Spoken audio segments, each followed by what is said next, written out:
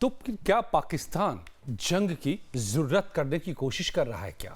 क्या मुनीर को जंग चाहिए? यूके देवनाथ साहब रक्षा विशेषज्ञ, वीएन झा साहब रक्षा विशेषज्ञ मेरे साथ जुड़ गए हैं। आप दोनों मेहमानों का बहुत बहुत स्वागत है लाइव टाइम्स पर। और देवनाथ साहब, पहले मैं आपको लाना चाहूंगा और आपसे समझना चाहूंगा, वॉर स्ट्रैटेजी पे आप काम करते रहे हैं। ये बौखलाए पाकिस्तान की करतूत है या फिर मुनीर को जंग चाहिए? ये जो हरकतें कर रहे हैं, हालांकि सब फुस हो गया, वो चाइनीज माल कहते हैं ना जो फुस हो जाता है, वो सब फुस हो गया, लेकिन ये हरकतें क्या? देखिए, पाकिस्तान की जो फौज है वो अपने को पाकिस्तान का बेताज बादशाह मानती है और ये सब हरकतें करके वो फिर से अपनी आवाम से अपनी फेलियर को छुपाना चाहते हैं। पाकिस्तान के जो जनरल्स हैं उन्होंने हमेशा कहा है कि वो मार्शल रेस हैं और अब तो उनके आसिम मुनीर ने कह दिया कि हिंदू जो है वो मार्शल नहीं है, वही है एक वीर पुत्र। तो अब जब भारत ने उनके घर में घुसकर उनके आतंकवादी कैंप्स पर हमला किया तो उन्होंने अपनी आवाम के सामने मुंह छुपाने के लिए कुछ तो करना था। तो ये जो पाकिस्तान ड्रोन भेज रहा है भारत की तरफ और इन ड्रोन को भेजकर भारत के अंदर खलबली पैदा करने की कोशिश कर रहा है, अ, ऐसा करके वो अपनी आवाम को बोल रहे हैं कि देखो, पाकिस्तान की फौज ने भारत को मुंह तोड़ जवाब दिया है। ये उनकी एक बहुत सोची समझी चालाकी है।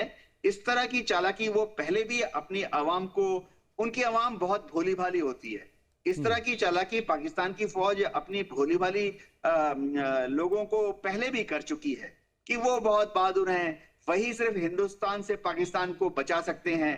पाकिस्तान की फौज ही एकमात्र वो तरीका है या एजेंसी है जो कि एक दिन कश्मीर को पाकिस्तान के साथ विलय कराएगी। जी, वीएन झा साहब रक्षा विशेषज्ञ मेरे साथ जुड़े हुए हैं। झा साहब, लेकिन ये जो कल पाकिस्तान ने हिमाकत कोशिश की, जरूरत की भारत के ऊपर हमला करने की, उसके एक एक हमले को भारत ने न सिर्फ नाकाम कर दिया, भारत के डिफेंस सिस्टम ने, बल्कि पाकिस्तान के डिफेंस सिस्टम को भी जाकर के ध्वस्त कर दिया।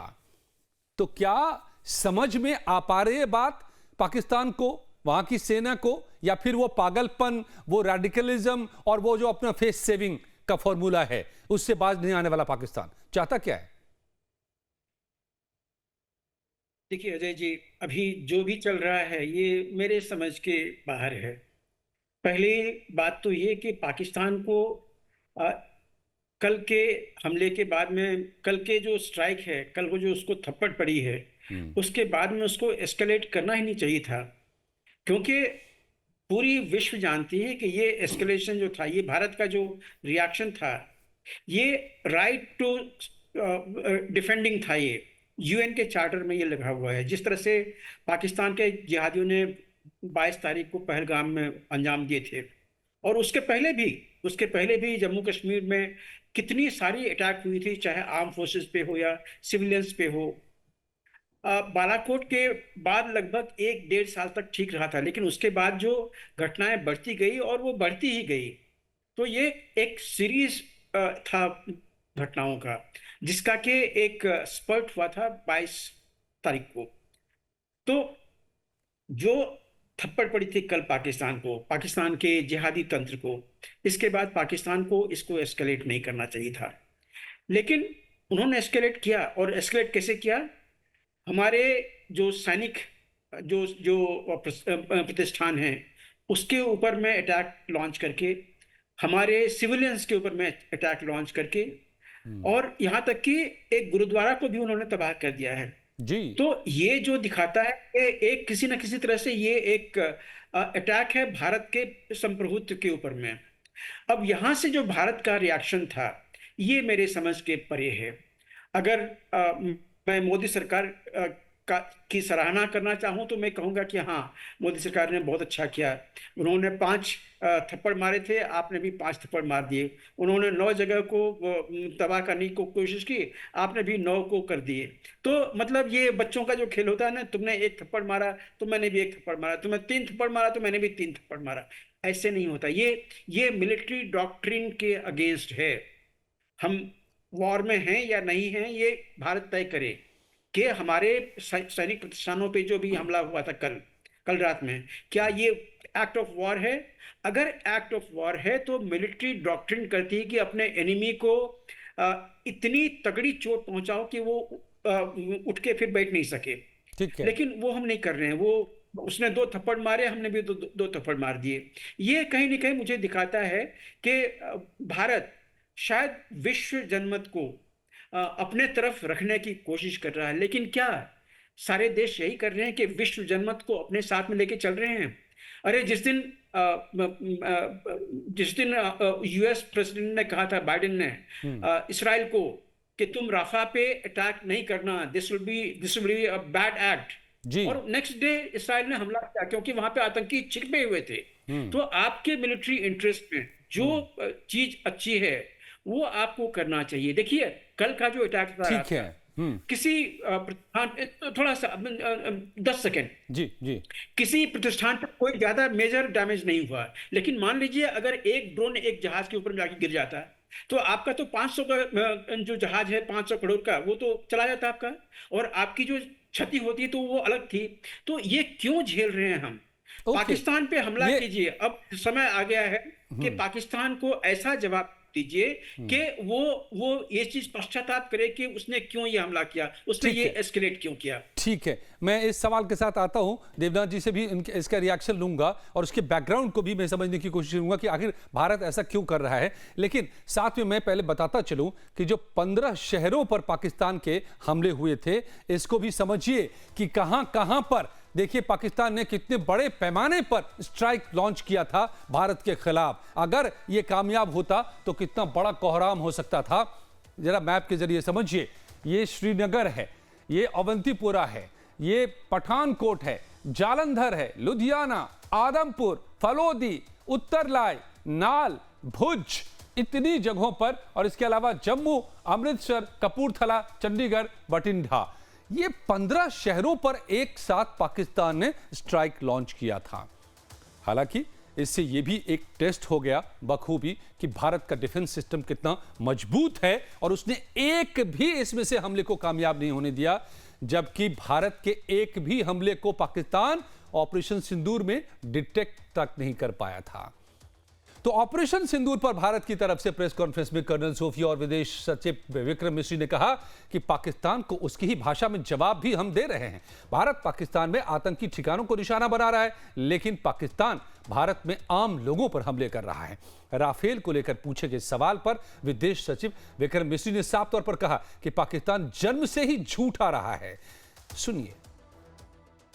ऑपरेशन सिंदूर पर 7 मई 2025 को हुई प्रेस कॉन्फ्रेंस के दौरान भारत ने अपनी प्रतिक्रिया को केंद्रित, संतुलित और गैर उत्तेजक बताया था। यह विशेष रूप से स्पष्ट किया गया था कि पाकिस्तानी सैन्य ठिकानों को निशाना नहीं बनाया गया। साथ ही दोहराया गया कि भारत में किसी भी सैन्य लक्ष्य पर हमले का उचित जवाब दिया जाएगा।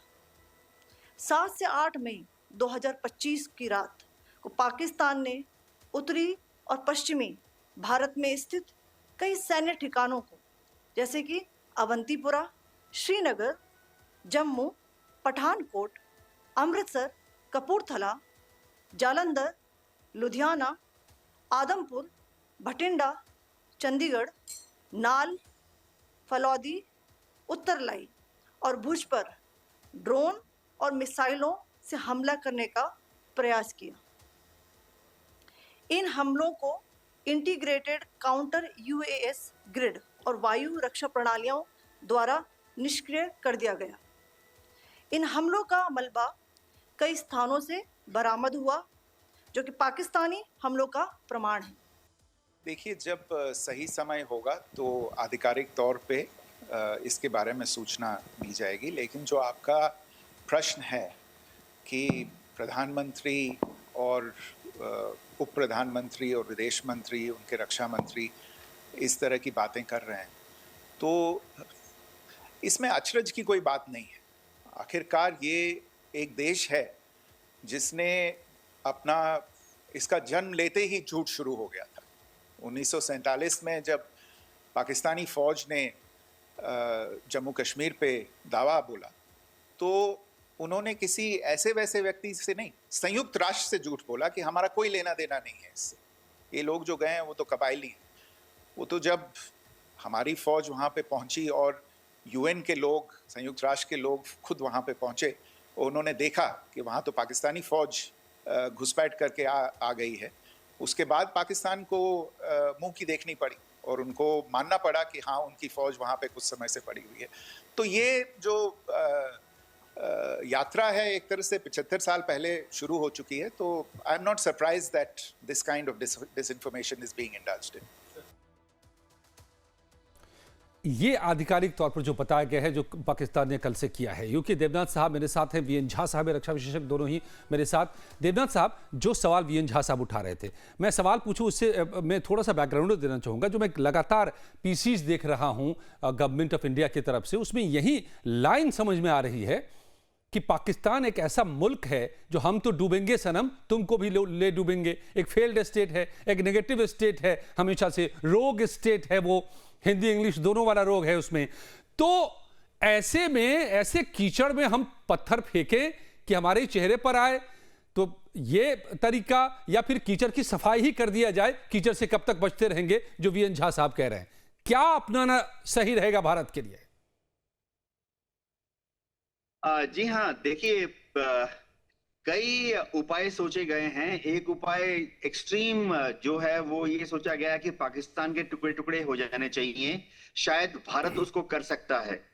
तो पाकिस्तान के अगर टुकड़े टुकड़े का तरीका है कि बिना फौज के इस्तेमाल किए हुए पाकिस्तान के टुकड़े टुकड़े करो, तो उसमें क्या करना पड़ेगा कि फाइनेंशियल सैंक्शंस लगाने पड़ेंगे, डिप्लोमेटिकली पाकिस्तान को आइसोलेट करना पड़ेगा, world bank, IMF, ADB, Asia development bank को बोलना पड़ेगा लोन देना बंद करो, एफएटीएफ की ग्रे लिस्ट में डलवाना पड़ेगा। पाकिस्तान के जो आका दोस्त हैं, चाहे चीन हो, तुर्की हो, इन सब से बात करनी पड़ेगी कि आप पाकिस्तान को इस तरह से आंख बंद करके मदद देना बंद कीजिए। लेकिन ये कहना आसान है, क्या इन सब कार्रवाइयों से पाकिस्तान टुकड़े टुकड़े हो जाएगा? विदेश मंत्रालय का आकलन है कि नहीं। एक और दूसरा ऑप्शन है कि पाकिस्तान के टुकड़े टुकड़े करा दो। बहुत ही पॉपुलर चल रहा है आजकल सोशल मीडिया की, फौज है हमारी इतनी बड़ी, इतनी केपेबल, हमारी फौज का इस्तेमाल करते हुए पाकिस्तान के टुकड़े टुकड़े करा दो। तो ऐसा है कि हमारी जो आर्मी है, एयरफोर्स है, नेवी है, उसकी कैपेबिलिटी और कैपेसिटी का आकलन बीच बीच में किया जाता है।